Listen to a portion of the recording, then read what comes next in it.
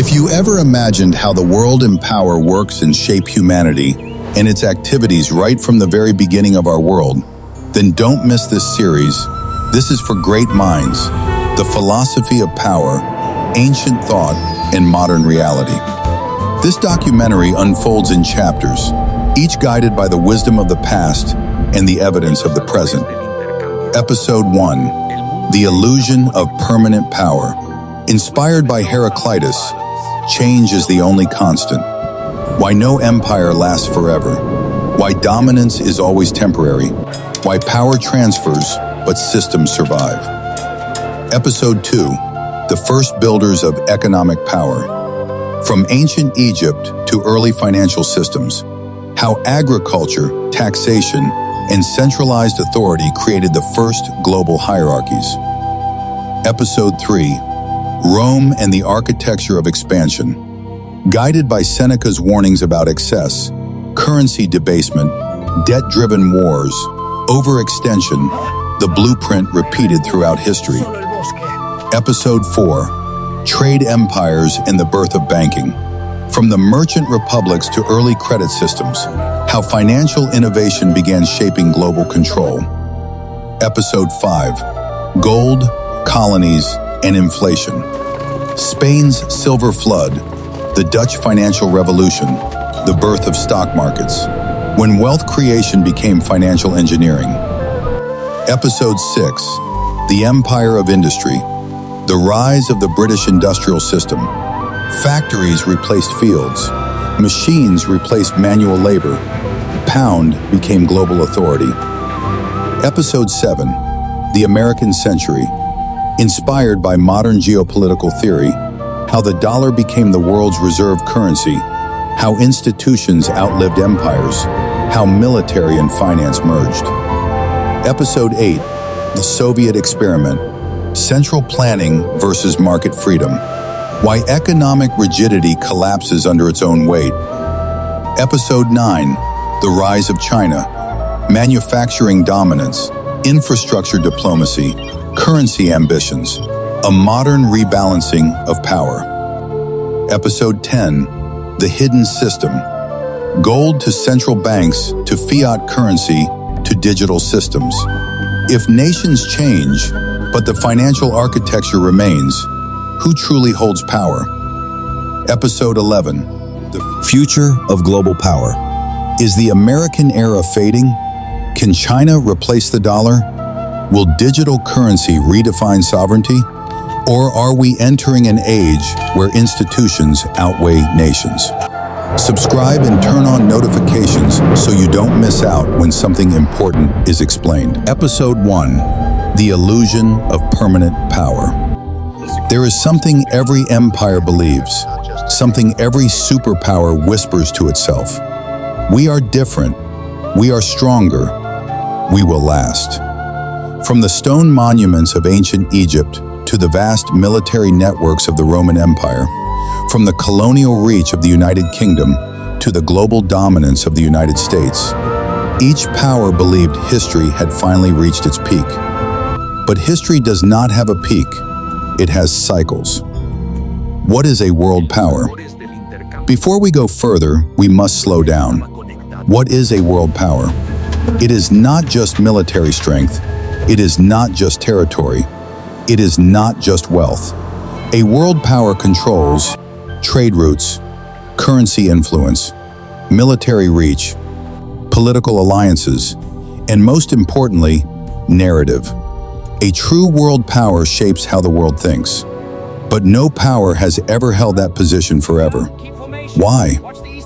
The philosophy of change. The Greek philosopher Heraclitus once said, "No man ever steps in the same river twice." Why? Because the river is always moving, and so is power. Ancient civilizations believed in permanence. The pyramids of Egypt were not just tombs, they were statements. They said, "We will never disappear."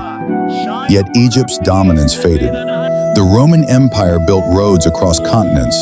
It controlled trade, law, and currency across Europe, North Africa, and the Middle East. Romans believed their empire was eternal. They even called it the Eternal City, but eternity did not agree. The real pattern.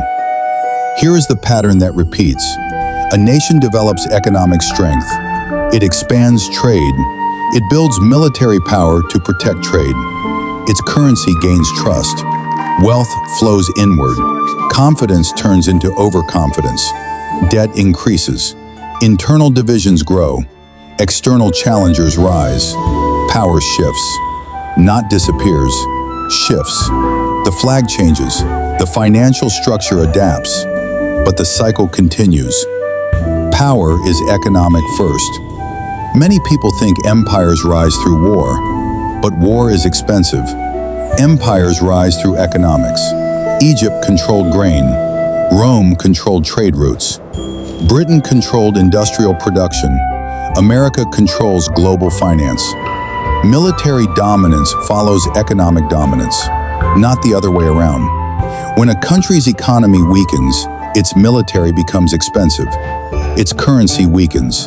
Its influence declines. History shows this clearly. The British era. At one point, the United Kingdom controlled nearly a quarter of the world's land and population. The empire on which the sun never sets. The British pound was the world's dominant currency. London was the financial heart of the globe. But 2 world wars drained resources. Debt accumulated. Industrial leadership shifted. And slowly, power crossed the Atlantic. Not through collapse, through transfer.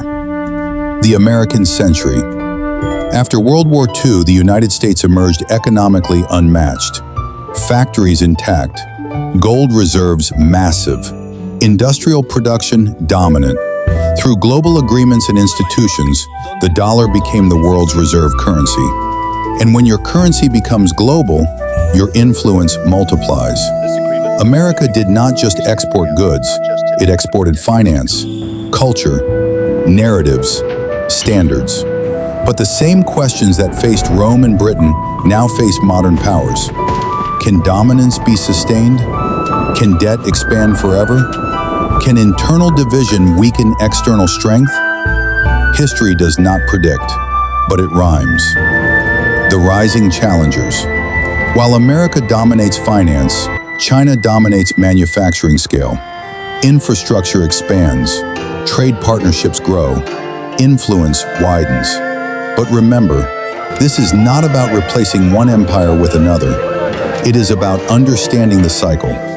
Every rising power studies the falling one. Every falling power once believed decline was impossible.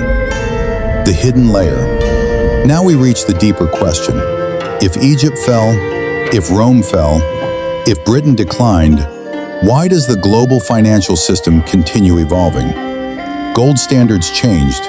Silver standards collapsed. Central banking emerged. Fiat currency replaced commodity backing.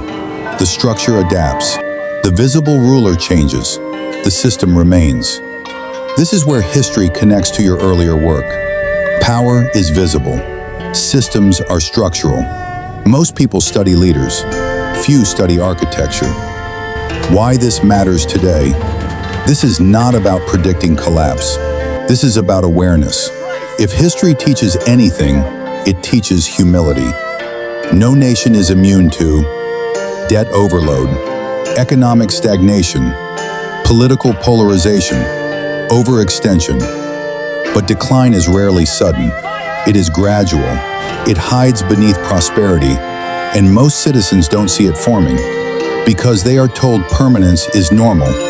It never has been. The calm realization. The Roman philosopher Seneca warned, "Growth is slow, but the road to ruin is rapid." Empires rise slowly, they fall quietly, and the world adjusts. So the real question is not, which empire is next? The real question is, what patterns are repeating? Because power never disappears, it transfers. And in the next episodes, we will examine each era, not with emotion, not with fear, but with clarity. Because to understand the present, we must understand the cycle. And to understand the cycle, we must examine the system beneath it. Next is Episode 2, Subscribe and turn on notifications.